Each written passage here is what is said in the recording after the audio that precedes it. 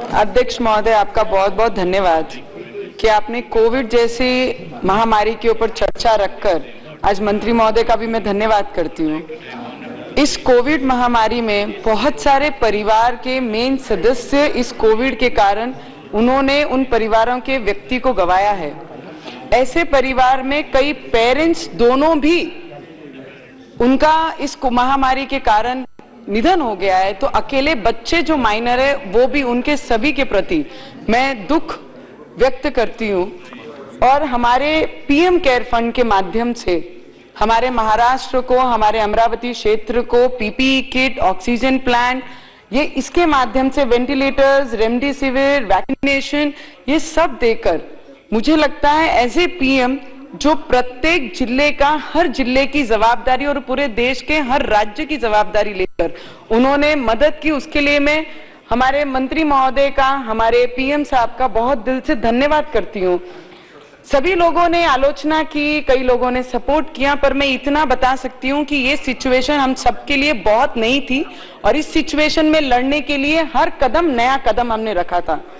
Covid के दौरान देश भर में माननीय पंतप्रधान जी के द्वारा गरीब लोगों को, मजदूर लोगों को, किसान लोगों को अन्न देकर हर परिवार को ये आश्वस्त कराया कि हम आपके साथ हैं। अगर लॉकडाउन हमने किया है तो आपकी जिम्मेदारी हम लेते हैं और आपको घर बैठे इनका पूरा ध्यान हम रखते हैं। उनके लिए मैं सरकार का और हमारे प्रधानमंत्री जी का दिल से धन्यवाद करती हूँ। कोविड की दूसरी लहर महाराष्ट्र में शुरू हुई और महाराष्ट्र में मेरे डिस्ट्रिक्ट अमरावती से उसकी शुरुआत सबसे पहला हुई और उस दौरान महाराष्ट्र सरकार पूरी तरीके से दूसरी लहर को रोकने में असफल रही तथा इसे अनेक जाने गई, जिससे महाराष्ट्र सरकार ने छिपाने की भी कोशिश की। इसलिए मैं केंद्र सरकार से मांग करती हूं कि मृत्यु हुई इसके जितने भी नंबर्स हैं उस पे एक जांच बिठाए और करेक्ट नंबर्स हमारे महाराष्ट्र में कितने सही मामले में डेथ्स हुए उनकी भी लिस्ट हम लोगों के सामने आनी चाहिए। बहुत जरूरी है, सच ये लोगों के सामने आना चाहिए। शब्दों में वाह वाह करने से कुछ नहीं होगा। लोगों ने अपनी जान गंवाई है इस महामारी में और किसके कारण, किसके दुर्लक्ष्य से ये सब हुआ है उस पर ध्यान जाना बहुत जरूरी है। महाराष्ट्र सरकार कोरोना को कंट्रोल करने में असफल रही। माना गया कि महाराष्ट्र सरकार से बात करने की, बहुत संपर्क करने की कोशिश उस वक्त हमने की और जिसके कोई रिस्पांस महाराष्ट्र सरकार से कभी हमें नहीं आया, उसका बहुत बड़ा दुख हम लोगों का है। हम रिप्रेजेंट करते हैं ऐसे क्षेत्र को जहां पे ट्राइबल एरिया है, मजदूर लोग हैं, किसान लोग हैं, ऐसे क्षेत्र को रिप्रेजेंट करते हैं और कोरोना दूसरी लहर वो क्षेत्र से शुरू हुई थी, अमरावती से। और कोविड में मैं आपको अध्यक्ष महोदय, आपको मैं बताना चाहूंगी कि ये कोरोना के पीरियड में जो 1.5 साल 1 साल हमने लॉकडाउन करके हम अपने घर में रहे, हमारे क्षेत्र में मैक्सिमम ट्राइबल लोग हैं, मजदूर हैं और किसान हैं जो रोजमर्रा जाते हैं, मजदूरी करते हैं और खाना लाके अपने परिवार को खिलाते हैं। उस वक्त जितने भी लोग अपने घरों में थे, तब इलेक्ट्रिक डिपार्टमेंट का जो मुद्दा आता है, हमारे मंत्री महोदय ने, राज्य के जो मुख्यमंत्री ने और डिपार्टमेंट के जो मंत्री महोदय, उन्होंने क्लियर शब्दों में प्रेस कॉन्फ्रेंस में कहा कि इलेक्ट्रिक का जो भी बिल होगा उसे कहीं ना कहीं कोई परसेंटेज में हम माफ करेंगे और लोगों को रिलीफ देंगे, पर उन्होंने किया नहीं। जो हमारे कृषि पंप हैं, आज भी हमारे लोग वहां पर कृषि पंपों पे जो 2 साल से कुछ काम नहीं कर रहे थे, कृषि पंप में जाकर जबरदस्ती, अगर तुम वहां पर पैसे नहीं भरते हो तो उनके कृषि पंप के कनेक्शन भी आज हमारी महाराष्ट्र गवर्नमेंट के लोग जाकर जबरदस्ती उसे काटा जा रहा है। तो मैं विनती करूंगी, कई मेरे फ्लोर लीडर, मेरे भाई मेरे से बहुत बड़े और सीनियर हैं जो शिवसेना के फ्लोर लीडर हैं ना, उन्होंने कुछ टिप्पणियां हमारे केंद्र के ऊपर, केंद्र के सब्जेक्ट पे की है, उस पर जरूर बोलना चाहूंगी मैं। कोविड के कारण पूरे महाराष्ट्र के अंदर अनेक जो व्यापारी थे, बिजनेस थे, बहुत सारे लॉसेस हुए, तो उसमें मैं केंद्र से भी विनती करना चाहूंगी, जिनके ऐसे शटडाउन हुए हैं बिजनेस, जिनके क्लोज हुए हैं, उनको भी रीओपन करने के लिए क्या फैसिलिटी केंद्र से दी जा सकती है, उस पर भी हमने मदद करनी चाहिए। अमरावती जिले में कोविड के समय बहुत सारी मंत्री महोदय, मंत्री जी आप यहाँ पर हैं, तो 100 करोड़ का आंकड़ा ऐसा दिया कि इसमें एक्सपेंस उनका खर्च हुआ है कोविड के दौरान।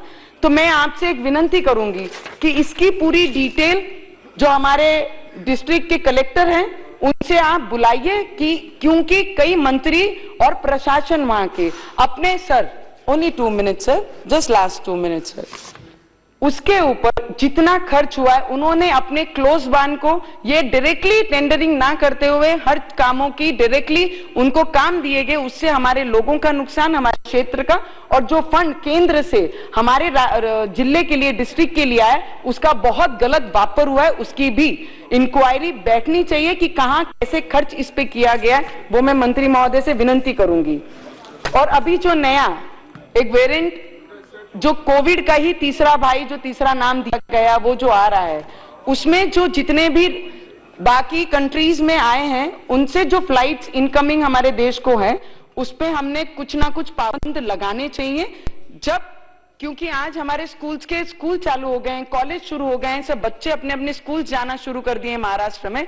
अगर बाहर से प्रवासी यहाँ आते हैं और उनको इफेक्ट करते हैं तो बहुत बड़ा कंट्रोल लाना पड़ेगा। और जितने भी डॉक्टर्स हैं, वार्ड इंचार्ज थे, साफ सफाई कर्मी थे, हमारे आशा वर्कर्स थी, और जितनी भी सिस्टर्स और ब्रदर्स काम कर रहे थे, मैं आपको बताना चाहूंगी मंत्री महोदय, अध्यक्ष महोदय, आपके माध्यम से, कि इन लोगों को कोविड में इनको कॉन्ट्रैक्ट बेस पर इस्तेमाल किया गया हमारे महाराष्ट्र में, और एज जैसे ही कोविड समाप्त होते दिखा, इनको यूज एंड थ्रो करके उस डिपार्टमेंट से बाहर फेंका गया। तो मैं आपके माध्यम से विनती करूंगी, अध्यक्ष महोदय, last 1 line, only last line, last 1 minute, तो उनको उठा के फेंका गया। तो उसके लिए आपसे मैं विनती करूंगी कि उन्हें परमानेंट करके उन्हें आगे स्ट्रांग की, क्योंकि अपनी जान पर खेल के इन लोगों ने हमारी मदद की है, हमारे देश को सेवा दी है अपनी जान पर खेल के, और इन लोगों को यूज एंड थ्रो करके हम नहीं फेंक सकते। उस पर हमने बोलना चाहिए। हमारे भाई ने बहुत अच्छा, फ्लोर लीडर ने कहा कि कुछ टिप्पणी सेंट्रल पे की है कि भाई ये प्राइवेटाइजेशन पे बात की गई है। मुझे इनसे पूछना है, एज ए महाराष्ट्र की एक नागरिक और महाराष्ट्र के एक डिस्ट्रिक्ट को रिप्रेजेंट करती हूँ, हमारे पिछले 1 महीने से हमारे एसटी कामगार पिछले 1 महीने से वो मुंबई में एक मैदान में बैठे हैं, आजाद मैदान में, और हमारे जिले में अलग अलग डेपों पे बैठे हैं। ये पूरे देश भर के प्राइवेटाइजेशन के बारे में बात कर रहे हैं। पहले आपने ये बताना चाहिए कि महाराष्ट्र में जो एसटी कामगार इतने दिनों से और 50 लोगों ने जान दे दी है, उनके ऊपर क्या कर रहे हैं। आप देश की चर्चा ना करते, मेरे मराठी भाई बहन जो रोड पे बैठे हैं एसटी कामगार, उन पे हमने बात जरूर करनी चाहिए। ये मैं आपसे विनती करूंगी सर। लास्ट लाइन की बढ़ोतरी उनके सैलरी में, मैं आपको अध्यक्ष महोदय, नवनीत जी प्लीज कंक्लूड। अध्यक्ष महोदय, लास्ट लाइन। अध्यक्ष महोदय ये बता रहे हैं कि जो 5000 बढ़ाए हैं, उनके कंपैरिजन में 20 जो मुंबई में चलती, उनके 40,000 रुपए सैलरीज हैं, और ये लोग जो 18 साल से, उनकी 18,000 रुपए सैलरी है। तो कंपैरिजन कहीं ना कहीं होना चाहिए। मैं सिर्फ मंत्री महोदय से यही विनती करूंगी कि जिस तरीके से वैक्सीनेशन हम कर रहे हैं, वैक्सीनेशन के लिए हमारी भी जवाबदारी बनती है। जो वैक्सीनेशन पे टीका टिप्पणी कर रहे हैं, हम अपने क्षेत्र में, हम अपने क्षेत्र में वैक्सीनेशन के लिए अपने तरीके से हम उसे पब्लिश कर रहे हैं कि वैक्सीनेशन लेना बहुत जरूरी है। जब एक डोज लिया, दूसरे डोज के लिए कोविड खत्म होने लगा, एबीपी माझा, उघडा डोळे बघा नीट।